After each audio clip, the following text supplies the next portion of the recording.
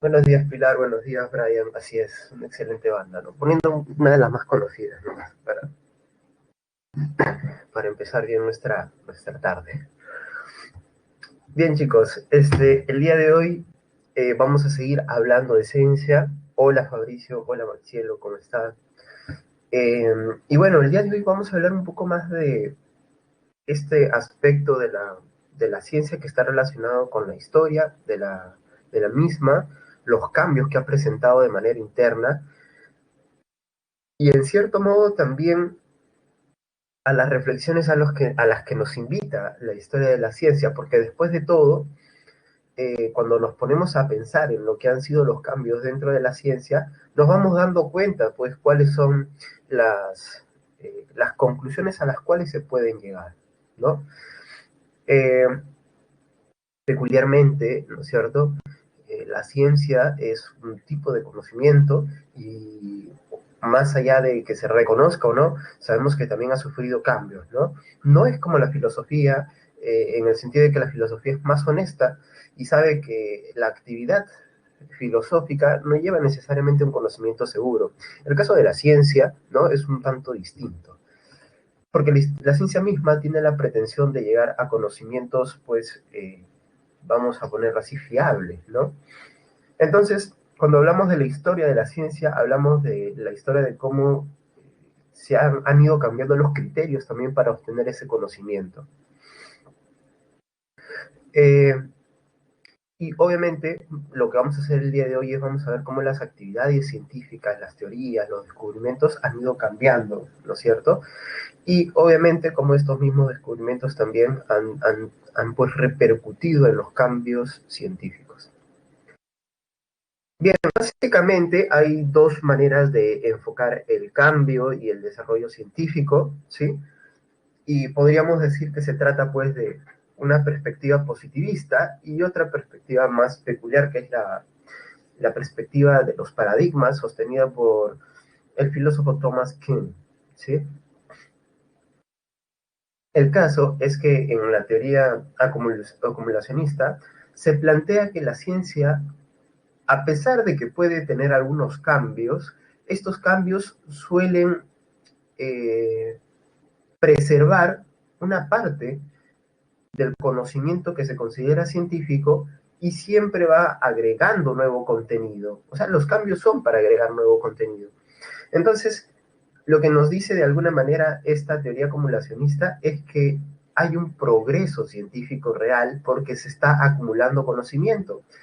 Eh, Esto ya lo hemos visto cuando hablábamos de Comte. No sé si se acuerdan cuando hablábamos del positivismo de Comte, cuando hablábamos de filosofía, que estaba dentro de nuestra separata de filosofía contemporánea.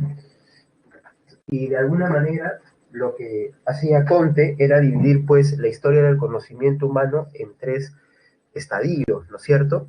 Y nos decía que en un primer estadio teníamos precisamente ese periodo religioso por el cual atraviesa el conocimiento humano. Luego había un estadio metafísico donde la razón, exagerando en su capacidad explicativa, empezaba a generar conceptos que no tenían un correlato en la realidad, ¿no? Y para terminar, se hablaba pues de una teoría, perdón, de un periodo ya positivo propiamente dicho para nuestro amigo Conte, que era el periodo en el cual el conocimiento humano partía de los hechos, del análisis de los mismos, y es ahí cuando pues encontramos un cambio real para Conte, ¿no? Y entonces es desde entonces cuando ya se puede empezar a generar conocimiento basado en los hechos y un conocimiento que pues pueda perdurar, ¿no? Según nuestro amigo Conte. Y este conocimiento que perdura también pues va llevando a otros tipos de conocimiento y por tanto se extiende, ¿sí? La capacidad explicativa del hombre, o sea, va de la mano de esta teoría acumulacionista, ¿no? En cambio, la teoría de Thomas Kuhn, la famosa teoría de los paradigmas, nos dice que en verdad no hay tal continuidad, ¿no? No hay tal progreso en el mundo de la ciencia. En verdad, lo que sucede es que sean cambios, ¿no es cierto?, dentro de la historia del conocimiento científico que hacen que Y estos cambios en verdad son tan radicales que hacen que se dejen un buen grupo de teorías y se pase a otro grupo de teorías, ¿no? Y para entender esto, lo que explica Kant es que, a ver, si ustedes lo piensan bien, ¿existe la ciencia? Dice Kant. ¿Existe la ciencia? Propiamente dicho, no. No existe la ciencia. Existe la actividad científica y eso es a lo que llamamos ciencia, ¿no es cierto? Es un término abstracto, diríamos, en el cual designamos a la actividad, a las personas involucradas y a lo conocimiento obtenido, ¿sí? Y a la dinámica interna también, ¿no?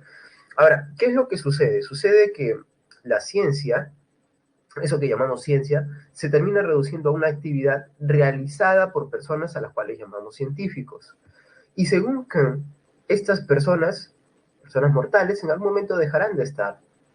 Y aparecerán nuevas generaciones que verán las mismas teorías, pero con otros ojos, y encontrarán problemas donde los otros veían armonía o una explicación coherente y lógica.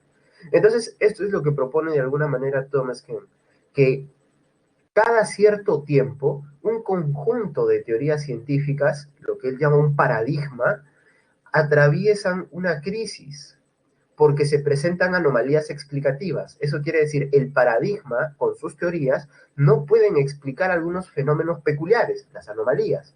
Entonces se hace necesario recurrir a un nuevo paradigma. Y este nuevo paradigma, pues, viene a reemplazar el anterior y se supone que tiene que resolver esas anomalías. O sea, es como con una relación amorosa. La posibilidad es que cuando empieza a atravesar dificultades en una relación es o se resuelven los problemas o simplemente se pasa a un nuevo paradigma. ¿Sí? O sea, se termina la relación y empieza a estar nuevo. Así de simple. Y Kant es en este punto de vista, pues, un tanto más realista que muchos de los científicos, ¿no? No se trata de un juego de conceptos, sino se trata más de cómo la comunidad científica, que también va cambiando a lo largo del tiempo, eleva un paradigma, cuando este ya no cumple, eleva otro, pero acá está lo curioso, entre ambos paradigmas no quiere decir que haya una continuidad, sino que simplemente son paradigmas distintos, no necesariamente uno mejor que el otro o uno que sea la superación del otro, en el sentido de que toma parte de él y lo mejora, ¿no? Sino que es la superación en el sentido en que hizo que el anterior deje de estar presente, ¿no? Entonces, acá la pregunta a la cual nos llevan ambas posturas es, entonces, ¿qué sucede? ¿La ciencia evoluciona, progresa, se desarrolla o simplemente cambia, como diría Kuhn? ¿La ciencia cambia o progresa? Bueno, una pregunta que ya queda para cada uno de nosotros, ustedes se la pueden plantear y quizás a lo largo de la clase también puedan ir viendo con lo que vamos a ver, los ejemplos, las perspectivas, ¿no? Si acaso ustedes pueden decantarse más por una de ellas, ¿no?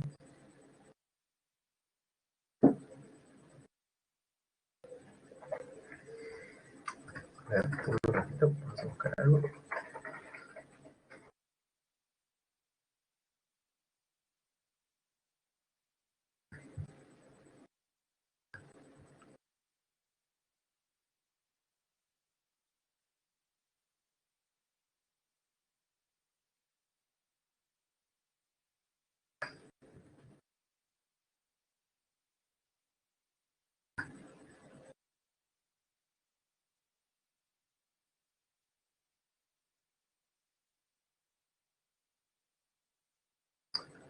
Bueno, no, estaba buscándoles un ejemplo, pero en imágenes, pero no encuentro una imagen precisa. Bueno, en fin. Eh, bien, lo que nosotros vamos a hacer el día de hoy es un pequeño repaso por los periodos históricos eh, de lo que ha sido la historia científica. Bien, un dato más a esto que les explicaba respecto de las teorías sobre el desarrollo científico. Bueno, hay una postura, ¿no? Eh, que nos dice que existe algo que se llama epistemes, ¿no? Y las epistemes son algo así como preceptos o presupuestos que asumen incluso científicos y las personas también ordinarias, ¿no? Que de alguna manera hacen que uno entienda el mundo de cierta manera, ¿no? Y este episteme generalmente beneficia a ciertos grupos de poder. Esta teoría es planteada por el señor Michel Foucault, el filósofo francés, ¿no? Él lo explica de esta manera, o lo voy a explicar con algunos de sus ejemplos, que es, eh, si nosotros nos ponemos a pensar cuántas cosas que hoy llamamos de cierta manera y que las creemos de ese modo porque nos parece que tienen un respaldo científico, no son en verdad así, ¿no? Pensemos, por ejemplo, en el caso de eh, si hoy en día alguien saliese a la calle, ¿no es cierto? O estuviese en un parque, en un campo desnudo y hablando con los animales, hoy en día inmediatamente cualquiera de nosotros lo llamaría loco, ¿no es cierto? Este está loco, o si es mujer está loca, ¿no es cierto? Eh, y diría Foucault, a ver, compáralo con lo que sucedía en el medioevo, donde San Francisco de Asís, con el ejemplo de vida que dio por este cambio espiritual que empezó a sufrir, decidió irse pues al campo a vivir de la manera más sencilla, dejó sus ropas, sus armaduras y obviamente se dedicó a hablar con los animales que para él eran pues una muestra magnánima de la obra de Dios y demás, ¿no? Y entonces lo que hace San Francisco, a pesar de que nosotros desde ahora, desde nuestra perspectiva, podemos decir que es un acto de locura, para su época no necesariamente fue un acto de locura. Puede haber sido algo llamativo, quizás algo un poco raro, pero no necesariamente un acto de locura. Entonces, ¿qué dice Foucault? Muchas de las enfermedades mentales son producto de la episteme actual, ¿no? O sea, creamos enfermedades mentales porque sirve para que ciertas personas te clasifiquen y según Foucault también para que te encierren, ¿no? Eh, es lo que él llama los métodos de vigilancia, ¿no es cierto? Bueno, ahí está, ahí está. Esa es una perspectiva ya más, aún más, donde se enfatiza más las relaciones de la ciencia con otros ámbitos de la vida humana, como puede ser la economía, la política, la sociedad. Entonces empecemos por revisar, pues, esta periodización de la ciencia, ¿no? Claro, vamos a hablar nosotros de tres periodos, básicamente. El primero, el de la ciencia clásica. Y alguno podría decir, profe, pero tres periodos para toda la historia de la ciencia en, en, en lo que lleva la existencia de la humanidad, pues es poco, ¿no? Efectivamente es poco, ¿no? Y uno podría pensar que hay en verdad más periodos, se pueden hacer más clasificaciones o clasificaciones más precisas, y creo que el reclamo es efectivo, pero esto tiene que ver con una manera sencilla de plantearlo también, ¿no? Donde hay características que resaltan, que permiten, pues, hacerse una idea más clara. Entonces, a ver, veamos la ciencia clásica, y acá hay que mencionar a Grecia específicamente, ¿no? Sí, la antigüedad en verdad no se reduce a Grecia. Podemos hablar de los aportes de los egipcios, los babilonios, los fenicios, etcétera, eh, o demás grupos orientales, ¿no? Pero lo que nosotros sabemos es que los griegos recibieron también el conocimiento de estos señores, ¿no es cierto?, de los eh, egipcios, los babilonios, de distintos pueblos, y ellos le dieron una perspectiva que lo hace peculiar y que hace que precisamente hay una extensión de esta manera de tratar de comprender el mundo, ¿no es cierto?, que es una manera de hacer ciencia. Eh, diríamos que básicamente se dio para este periodo científico se da en la Grecia antigua, ¿no es cierto? Prácticamente desde los filósofos presocráticos hasta el periodo latino, así, casi, ¿no? Y diríamos que su momento de máximo esplendor se da pues en Alejandría entre los siglos 3 y 2 antes de Cristo, ¿no? Ahora, ¿cuál es la diferencia? Que por primera vez, ¿no es cierto?, se indaga la naturaleza, tanto de seres animados como inanimados, de una manera peculiar, una manera que atiende a los hechos, pero que también se preocupa por tratar de explicar estos hechos de una manera armónica, ¿no? Y esto tiene que ver con las características que vamos a ver ahora. Pero quizás esto se percibe esta diferencia. Por ejemplo, los babilonios pusieron una gran atención al registro de los hechos, ¿no? Y esto se entiende muy bien cuando uno sabe los aportes que ellos han dejado para el entendimiento del movimiento de las estrellas y demás, ¿no? O sea, sus descripciones fueron muy rigurosas. Y bueno, los griegos toman este aporte, pero ellos no se quedan en la descripción, sino también en el formular ideas, conjeturas, diríamos hipótesis hoy en día, ¿no? Que ayudarían a entender el movimiento de los astros, a explicarlo, a comprenderlo mejor. Entonces, este es un detalle no mínimo, ¿no? O sea, el cambio que están ofreciendo los griegos es un salto de solamente registrar hechos a tratar de comprender todo ese registro. Eh, entonces, diríamos que la ciencia clásica ya presenta entre sus características una apuesta por la explicación, ¿no? Esto es lo que acá en la presentación estamos viendo como el ser logocéntrico de la ciencia clásica.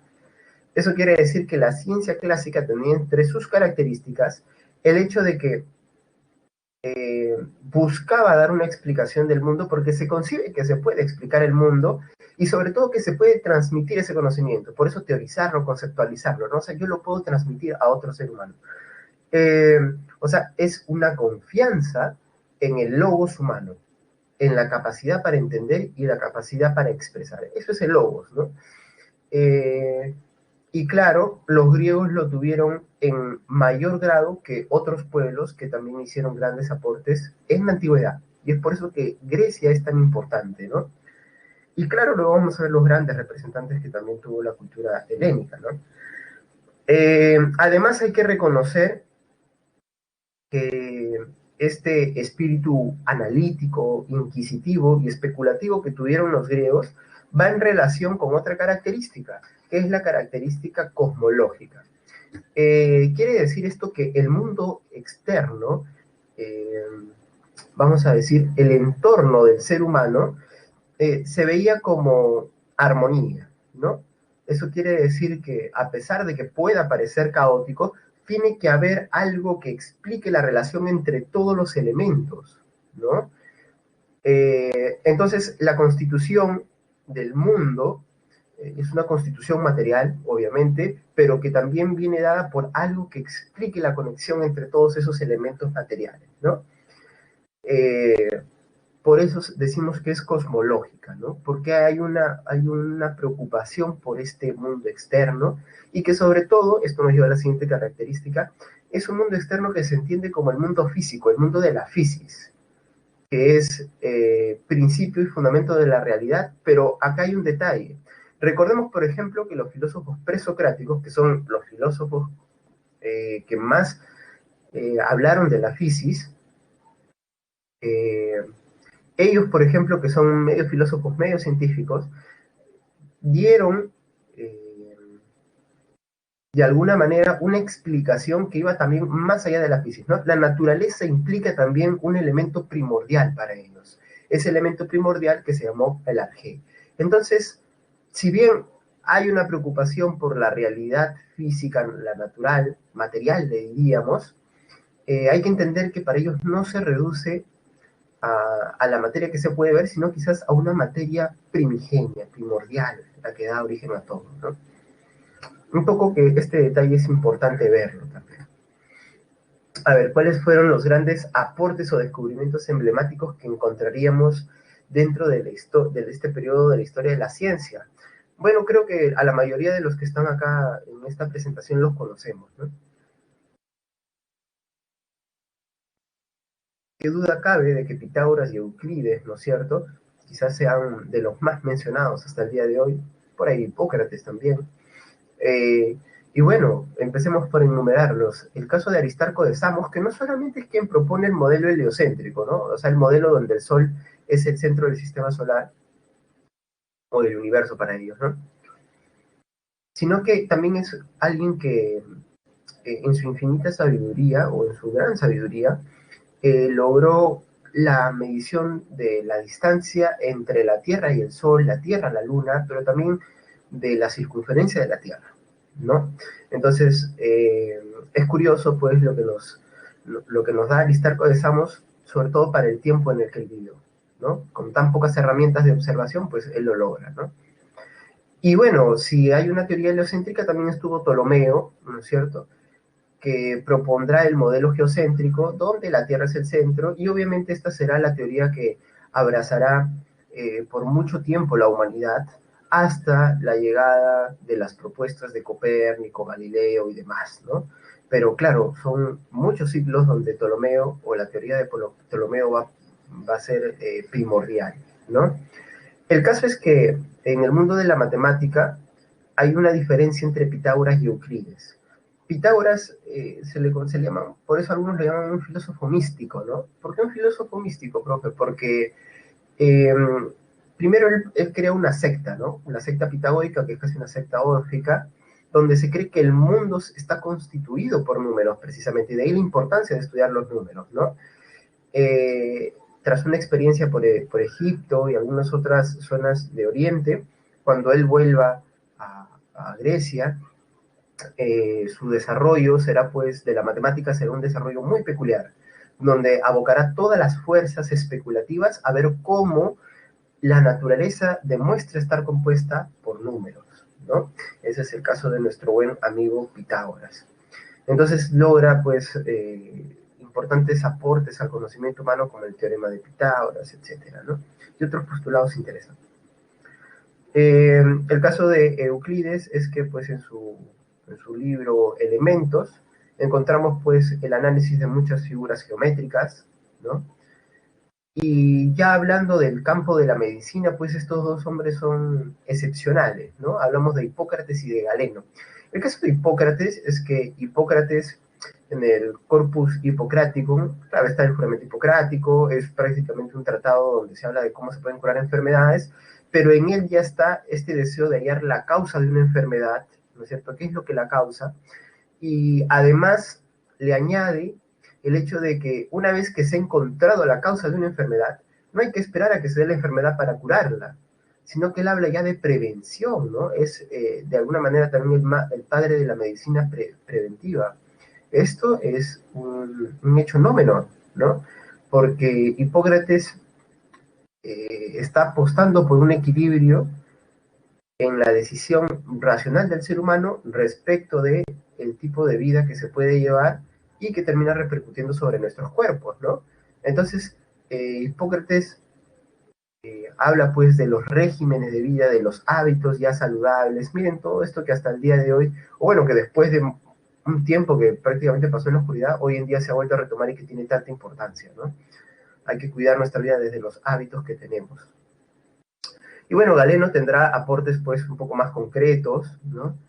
Y descubrirá pues las cosas que se mencionan ahí, pero también se caracterizará por su capacidad para eh, analizar físicamente el cuerpo humano, ¿no? Siendo uno de los primeros que hace disecciones y demás. Entonces, miren, es muy observacional, ¿sí? Es muy observacional esta ciencia clásica, ¿no? Pero también es una ciencia que va más allá de la observación y ya se atreve a postular, ¿no? Hace teorías. Esto se comprueba pues en todos los que hemos visto. Faltaría mencionar a alguien acá, ¿no? Alguien que no solamente es el padre de muchas doctrinas filosóficas, sino también de muchas ciencias antiguas, ¿no? El padre de la psicología antigua, el padre de la lógica antigua, el padre de todo lo antiguo. ¿Quién sería? Lo recuerdan, ¿no? Lo deben haber escuchado muchas veces.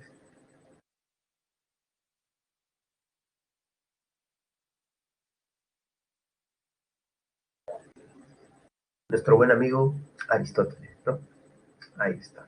Entonces Aristóteles también podría ponerse acá, aunque claro, de repente sus aportes no son tan fáciles de encontrar, pero hay aportes interesantes, ¿no? Eh, hay discusiones interesantes, ¿no? Que llaman la atención también sobre de cómo las observaciones están limitadas por el instrumento también, ¿no? Hay una discusión entre Hipócrates y Aristóteles, donde está el alma, ¿no? En el corazón, en el cerebro, en el hígado, en las entrañas, ¿no? Ahí está. Discusiones peculiares de la época, ¿no? Podríamos hablar del medioevo, pero nos saltamos hasta la modernidad porque acá se da un cambio muy importante. Básicamente, entre los siglos XVI y XVII, vamos a ver una renovación en distintos campos, ya que las personas de esta época van a estar, de ellas se va a apoderar un espíritu innovador y un espíritu de cambio muy, pero muy radical, ¿no? recordemos que esto ya es, o sea, la modernidad también tiene que ver con un fenómeno que se llamó cultural e histórico que se llamó el Renacimiento. Y ya con el Renacimiento había pistas de que habría que retomar la senda de la ciencia clásica, pero para mejorarla. Bueno, la modernidad misma, en estos siglos que he mencionado, es un estallar de los productos de haber mencionado tales ideas, ¿no? Entonces, tenemos pues que, podríamos decir que la ciencia moderna se caracteriza pues por su universalismo, ¿no? Y acá, cuando hablamos de todos los ámbitos de la ciencia a los cuales se va a abocar, estamos diciendo prácticamente que la ciencia moderna eh, se aboca a todos los ámbitos de la ciencia, pero conocidos hasta el momento, ¿no? Entonces va a producir obras pues sumamente singulares y además buscará ya empezar a hacer conexiones entre estos ámbitos, ¿no? Esto es lo curioso y esto es también lo peculiar, porque si nos ponemos a pensar, muchos de los que se dedicaron al estudio de una rama también tenían otros campos de investigación, ¿no? Así, por ejemplo, el mismo Newton no va a ser pues alguien que solamente hable de física, ¿no? Sino también tendrá estudios de matemática, de música, el mismo Leibniz también irá por ese camino, ¿no? Y obviamente también muchos de ellos se consideran filósofos, ¿no? Otro dato que no es menor, que, o sea, haya habido también una cercanía entre ciencia y filosofía, es algo peculiar. Eh, Además hay una tendencia a matematizar los métodos de trabajo, ¿no? Eh, claro, todas las presentaciones de las obras en esta época siguen un poco esta idea, ¿no? De partir de un principio, de un axioma, del cual van a derivar postulados u otras ideas que también consideran verdaderas. El caso es que también influencia en la filosofía, ¿no? Sobre todo en los filósofos racionalistas, Descartes, Leibniz y nuestro amigo Spinoza, tienen pues estas ideas, ¿no? La idea de que para demostrar filosóficamente incluso hay que seguir un método matemático, partiendo pues de repente de lo que ellos llaman axiomas, principios y explicaciones muy pero muy precisas al respecto para luego derivar postulados y demás, ¿no? Solamente para ponerlo, a ver, vamos a ver si encuentro una imagen más o menos clara. Spinoza es peculiarmente llamativo en ese aspecto, ¿no? Con su famosa ética demostrada en, según el orden geométrico. Acá hay una imagen, para que lo puedan ver.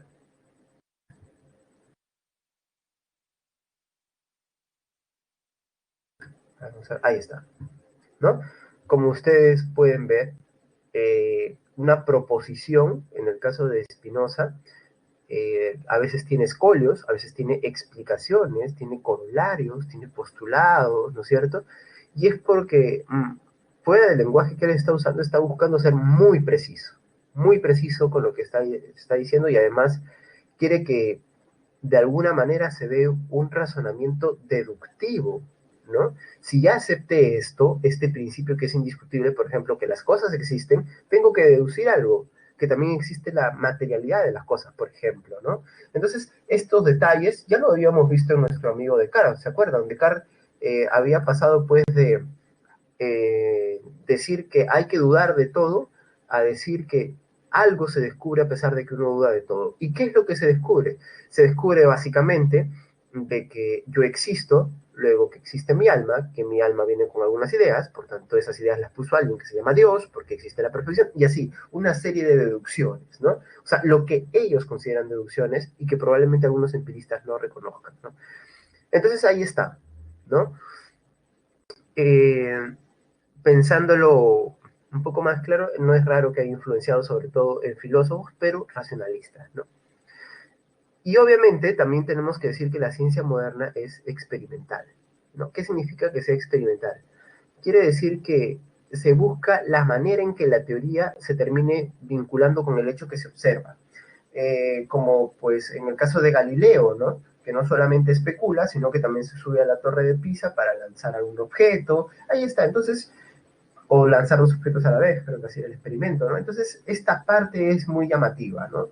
Porque hablamos de que lo experimental para ellos significa esa unión lo más fiable posible entre el hecho que se observa y la teoría. O sea, es lo que da la conexión, el experimento. Y esta cualidad experimental ya no se va a borrar de la impronta científica hasta nuestros días, ¿no? Curioso ello, ¿no? Eh, Además, aquí empezará también eh, la aplicación del conocimiento, ¿no? La técnica ocupará, algunos llamarían tecnología, porque es conocimiento científico de la época, pero en verdad es más preciso llamarlo técnica, no se preocupen, ahora voy a explicar la diferencia. Eh, Porque la técnica exigía la aplicación y el desarrollo continuo de la ciencia, dice, ¿no? Y se da en estos campos en específico. Sí, el carácter aplicativo de la ciencia también va a empezar en este periodo preindustrial, ¿no? Donde está por darse la primera revolución industrial. Y bueno, es porque acá está el germen, ¿no? Hay que buscar aplicar. Y en esto es clave, pues, un señor que se llamó Francis Bacon. De repente ustedes han escuchado de él, ¿no? Y bueno, Francis Bacon eh, sostenía la idea de que saber es poder. En otras palabras, si tú afirmas que conoces, entonces debería estar en ello la posibilidad de que se mejore la vida humana, porque la idea es, hay que transformar la naturaleza para beneficiarnos, ¿no? Esto es un poco la idea de nuestro amigo Francis Bacon.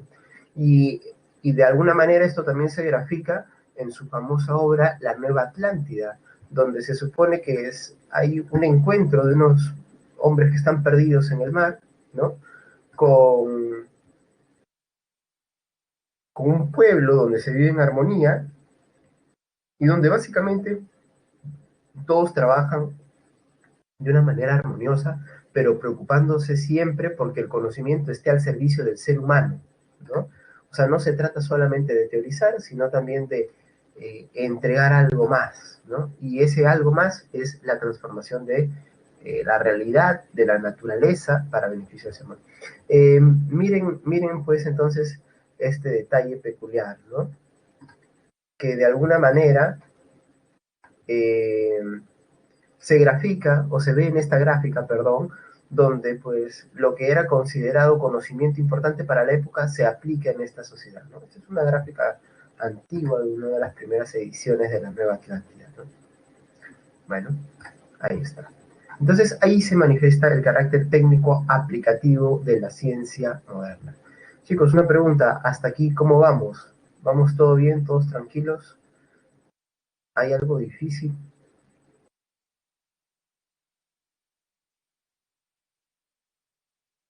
Gracias, Jimena, gracias por contestar.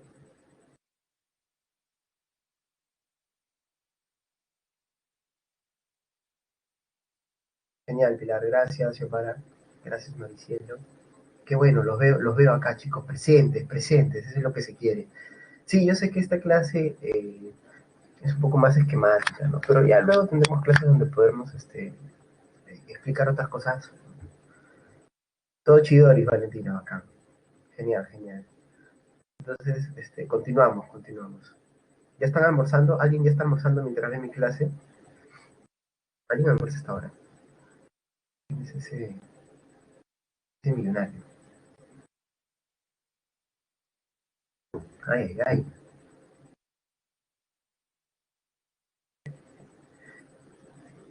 Ah, recién desayunando, Valentina. Algo me dice que te levantas para las dos últimas clases, nada más. Muy bien. Ok, genial, genial. Eh, bien, bien. Es importante la avena, ¿no? La maca, la avena, la quinoa, para empezar, y es importante, ¿no? Hay personas que no pueden vivir sin ello, ¿no? Yo me cuento entre ellos, ¿ah? No, no piensen que me estoy excluyendo. No, el toco es no seas malo, ya claro, ¿qué estás hablando? El toco es un castigo de Dios. Para algunos es una bendición, para mí un castigo. Bien, continuemos entonces.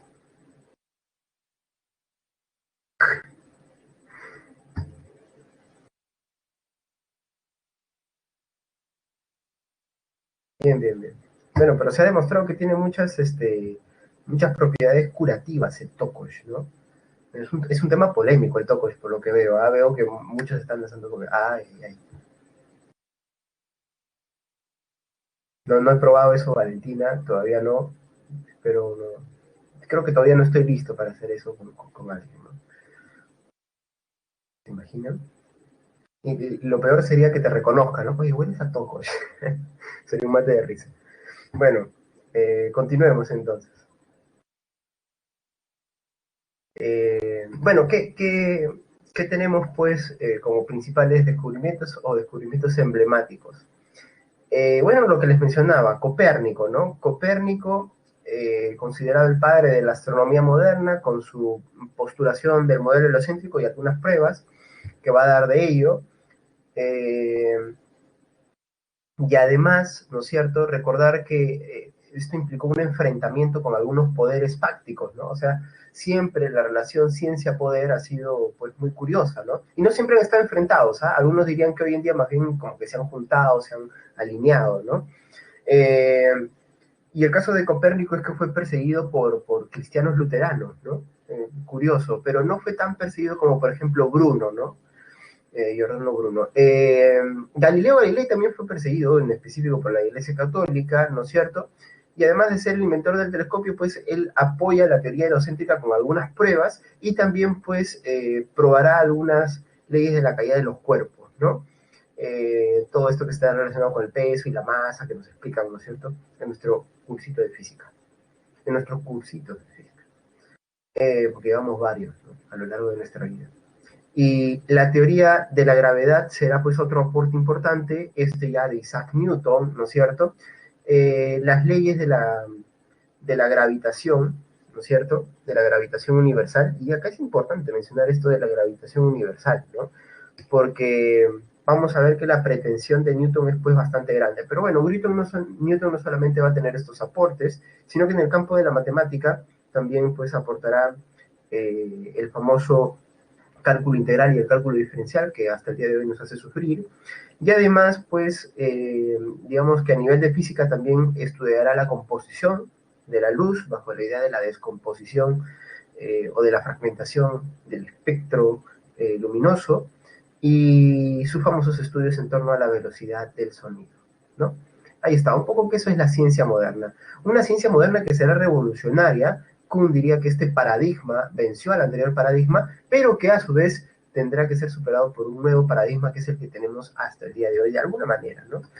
Que es el famoso periodo de la ciencia contemporánea. Básicamente se ve afectada por dos grandes revoluciones en el campo de la física, y la física pues es fenomenal en esto porque es también altamente especulativa, ¿no? Ya deberíamos habernos dado cuenta de que hay mucha ontología que tiene que ver con la revolución relativista y la revolución cuántica. De esto vamos a hablar en un momento. Y se producen pues investigaciones para innovar en tecnología y favorecer el desarrollo social, y acá hay que hacer tres menciones, ¿no? Las revoluciones industriales, ¿sí? Eh, bueno, la primera y la segunda revolución industrial en un primer momento, luego vamos a tener las guerras mundiales, con, queramos o no reconocerlo, con el aporte tecnológico bélico que tuvo, ¿no? Y por último, pues la tercera gran revolución industrial que ha llevado pues al estado de globalización en el cual vivimos hoy en día, ¿no?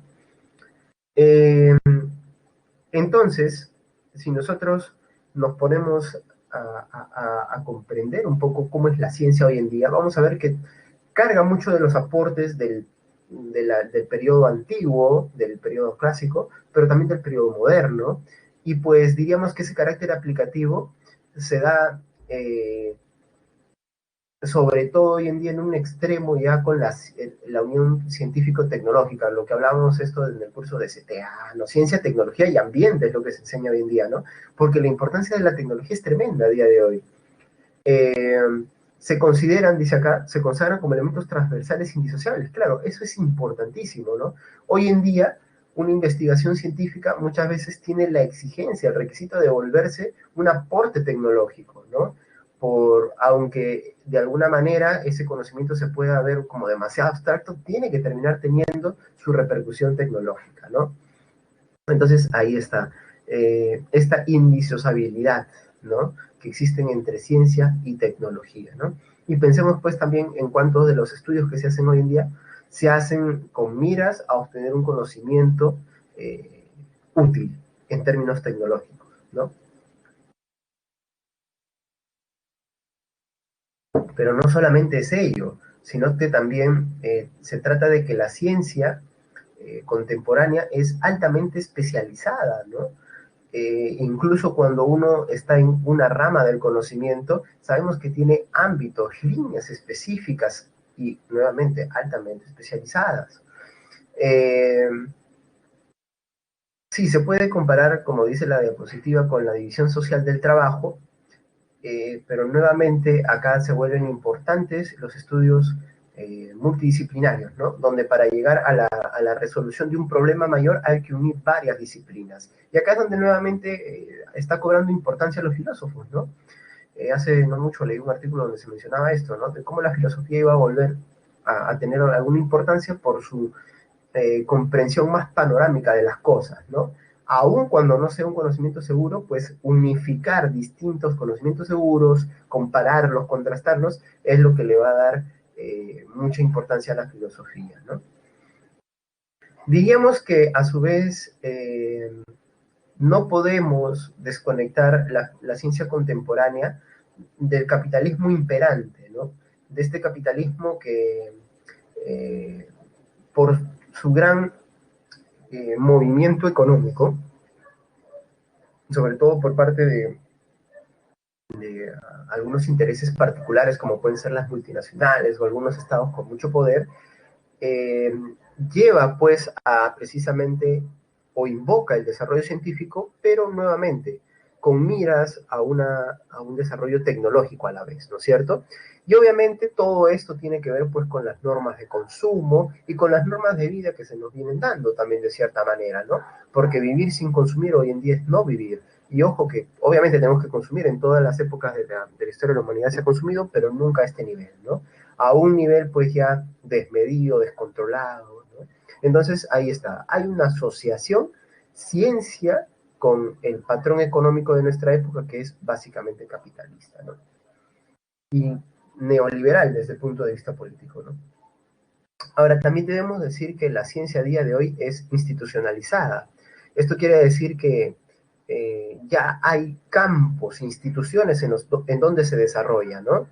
Entonces, la comunidad científica y todas estas instituciones en las cuales se desarrolla la ciencia plantean requisitos, criterios para poder reconocer algo como propiamente científico, ¿no? Y antes no hubo tal nivel de organización en la ciencia, si no es hasta la aparición de la ciencia contemporánea, ¿no?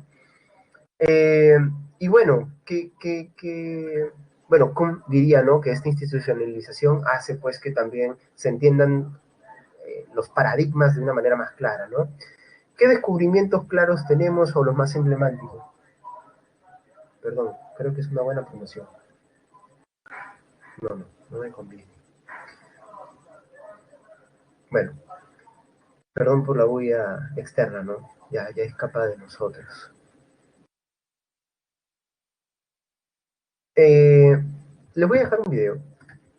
Ya, si por su cuenta quieren verlo, ¿no? Esto es por si de alguna manera no se comprende toda la dimensión que tuvo la teoría de la relatividad, ¿no? O sea, todo el alcance y todo el cambio que implica la teoría de la relatividad einsteiniana, porque vamos a verlo más epistemológicamente. El gran cambio que plantea Einstein es que espacio y tiempo no están separados, disociados, como de pronto lo creían grandes pensadores o científicos como Newton, sino que ahora nos habla de una sola dimensión que es el espacio-tiempo. Y hoy en día, pues ya se han sumado distintas dimensiones, ¿no? Pero el espacio y tiempo es una dimensión, una sola. No es divisible, según Einstein. No existe espacio sin tiempo ni tiempo sin espacio. Y de alguna manera lo que plantea Einstein es que la teoría de la gravedad no es universal, sino que tiene que ver con las deformaciones del espacio-tiempo, ¿no? Esa curvatura del espacio-tiempo. Bueno, ahí en el video que les estoy dejando en las notas compartidas seguro lo van a entender de una manera más clara y en términos más científicos también, ¿no? De lo que yo puedo explicar. Y también está la famosa física cuántica de nuestro amigo Max Planck, pero que vamos a ver que una de sus principales ideas es que a niveles mínimos de la materia, vamos a encontrar que la materia se comporta de una manera totalmente distinta. Entonces ahí ya no entran pues las leyes del movimiento newtonianas, ni incluso las relativistas. A veces esto también implica un cambio muy radical. Pero Einstein y su teoría de la relatividad van de la mano con la física cuántica, ¿no? Porque esta deformación del espacio-tiempo parece que en una escala muy pequeña, ¿no? Hace que se alteren completamente las leyes, ¿no? Esta idea del mundo cuántico como un mundo sin leyes, sin un ordenamiento incluso cronológico que se puede hacer, ¿no? Algo así a lo Avengers, Infinity War, yendo al mundo cuántico para luego irse a otro periodo de tiempo. Bueno, ahí está, pues, ¿no? Y tiene que ver también con el famoso principio de incertidumbre de Heisenberg y el famoso experimento mental del gato de Schrödinger, ¿no? ¿Lo han visto alguna vez? Esto del principio de incertidumbre es muy interesante, ¿no? A ver si lo vemos un poquito ahora. Así brevemente para que no nos gane el tiempo. Me avisan si no se escucha o no se ve con claridad. Hay documentales muy buenos que se dan. Perdón, no sé qué pasó. Ya, a ver, veamos este video. Sin más preámbulo, presentamos el gato de Schrödinger. Seguramente habrán escuchado alguna versión de este famoso experimento mental. Se pone un gato en un búnker con pólvora inestable que tiene un 50% de probabilidad de estallar en el siguiente minuto y un 50% de probabilidad de no hacer nada. La pólvora es la versión de Einstein. Schrödinger.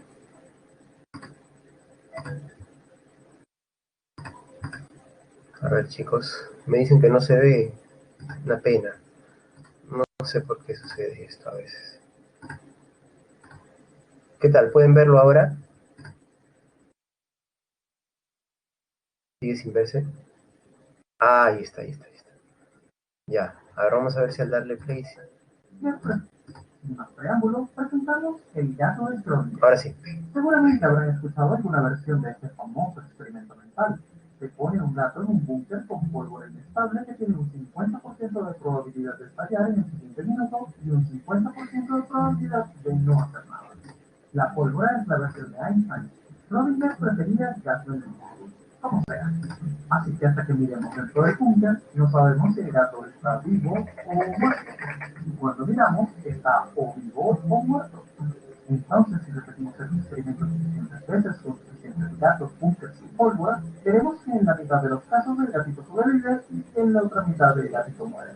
La interpretación de la mecánica cuántica es que antes de que miremos, el gato está en una superposición, está vivo y muerto a la vez. Y nuestro acto de mirar fuerza la decisión de la naturaleza, así que nuestra curiosidad mata al gato. Pero ¿qué pasa con la perspectiva del gato? Bueno, el gato puede ver la pólvora explotar o no. Así que dentro del búnker tenemos realmente estas dos posibilidades. La pólvora explotó y el gato la vio explotar, o la pólvora no explotó y el gato no la vio explotar. No existe la opción la pólvora explotó y el gato no la vio explotar. Así que la realidad del gato se entrelaza con el resultado del experimento. Y es nuestra observación del experimento lo que obliga a la naturaleza a colapsar a una opción o a la otra. Pero nosotros también somos como el gato. O el gato muere y lo vemos muerto, o el gato vive y lo vemos vivo. Así que, ¿quién nos observa a nosotros para forzar a la naturaleza a colapsar en una sola realidad? ¿O es que las dos posibilidades ocurren en paralelo dentro de un universo más grande? Bueno, resulta que este problema del colapso a una sola realidad es una de las preguntas no respondidas más grandes de la física cuántica. ¿Qué tal? Chévere, ¿no? A mí me llama mucho la atención este tipo de aportes científicos, ¿no? Y el carácter divulgativo de estos videos está genial, porque miren a lo que termina llevando, ¿no? A la posibilidad de, ya casi ontológica, diríamos, ya estamos en un nivel filosófico de quién nos observa, pero también a la idea del multiverso, ¿no? Esto de las realidades paralelas y demás, con lo cual juegan muy bien hoy en día algunas series animadas y no animadas, ¿no? Eh, y bueno, me parece que eso grafica un poco también las preocupaciones de nuestra época, ¿no? Ahí está. Entonces, hoy en día pues hay otras teorías también interesantes que parten de esto, la teoría de la multidimensionalidad, también conocida como la teoría M, la teoría matriz, la teoría de las cuerdas, ahí hay varias teorías, ¿no? Y bueno, solo para terminar, hagamos algunas observaciones entre lo que es la ciencia y la tecnología. Esto que llamábamos pues eh, de que la ciencia y la tecnología hoy en día aparecen unidas. Bueno, no siempre ha sido así, ¿no es cierto? Interactuaron en algún momento, con la modernidad ya se empezó a gestar el regreso, y no hay que confundir la técnica con la tecnología. Esto es lo que yo decía, ¿no? En verdad, la técnica nos habla de qué reglas seguimos para transformar la naturaleza. Por ejemplo, yo te explico a ti cómo tienes que instalar la chapa de una puerta.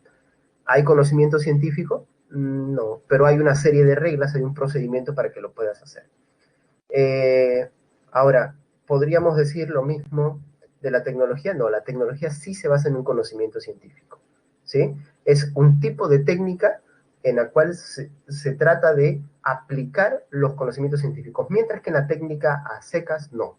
En otras palabras, toda tecnología es una forma de técnica, pero no toda técnica llega a ser tecnología, ¿no? Si te confundiste, lo vuelves a leer y lo vas a tener clarito. Por eso que se dice que determinado jugador tiene mucha técnica, porque hay una serie de pasos que a él le sirven para poder dirigir ciertos fenómenos. ¿Pero eso quiere decir que le está aplicando los últimos conocimientos de física? No, en efecto no lo hace, ¿no? Entonces, ahí está, diferencia entre técnica y tecnología. Ahora, esto obviamente genera en nuestros días toda una crítica a la tecnología, ¿no? Porque la tecnología transforma vidas y siempre lo hace para bien, al parecer no, porque si lo pensamos han habido consecuencias negativas, ¿no? Desde las guerras mundiales, los conflictos bélicos y la manera en cómo se ha usado el conocimiento y la tecnología dentro de estos conflictos, hasta la deshumanización del hombre en varios ámbitos de su vida, eh, hasta el consumismo excesivo, hasta la depredación de los recursos naturales, eh, hasta el cambio de hábitos, ya no solamente en la deshumanización, sino también en la tragedia que ha significado, pues, cambiar algunos hábitos de los cuales ya no hay vuelta atrás. Y la pregunta es, ¿hay alguna institución, hay algo que represente al ser humano que tiene la capacidad de decir, aguanta, antes de que lances este producto tecnológico, ya sea para venderlo, ya sea como aporte para la humanidad, ¿está bien? ¿Hay algunas consecuencias que nos pueden afectar? ¿O es que acaso siempre que tenemos tecnología hay que lanzarla? Entonces la pregunta termina siendo, ¿la tecnología es siempre buena? No siempre es buena. Pero, profe, es que la tecnología no tiene que ser buena, tiene que ser mala. La tecnología solamente es una herramienta. Profe, yo no puedo decir que este lapicero es bueno o malo. Bueno, en calidad puedo hablar de su tinta, del tipo de punta y demás. Pero si lo pensamos bien, es una herramienta neutral. Ahora, este lapicero alguien lo usa para matar y le vas a decir, ¿el lapicero es malo? No, es la persona que lo usó. En otras palabras, entonces hay que regular el uso tecnológico o a la tecnología. Este planteamiento de la crítica tecnológica es pues sumamente interesante.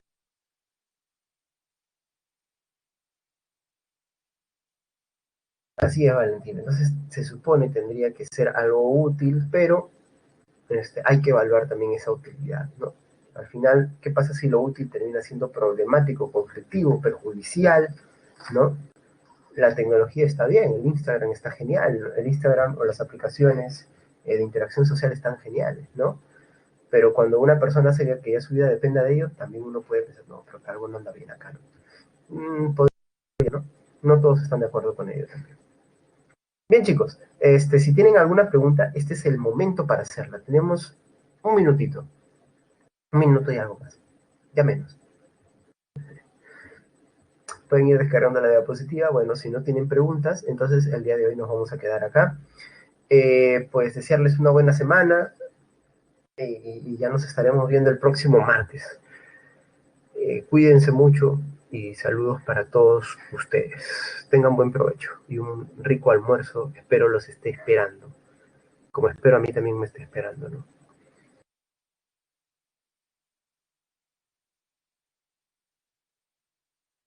Bueno, entonces nos vemos. Hasta luego, Jimena. Nos vemos, Valentina. Gracias a ustedes por su participación. A todos. Fabricio, Pilar, nos vemos. Harold, Ciro, Giancarlo. Aquí me han mencionado Yuritsi, Brian, Pilar, a todos los que participaron el día de hoy. Muchas gracias, chicos. Ayuda mucho su participación porque me hace sentir que estoy vivo y que sigo vivo y que no estoy solamente en una realidad virtual como en la Matrix. ¿Listo, chicos?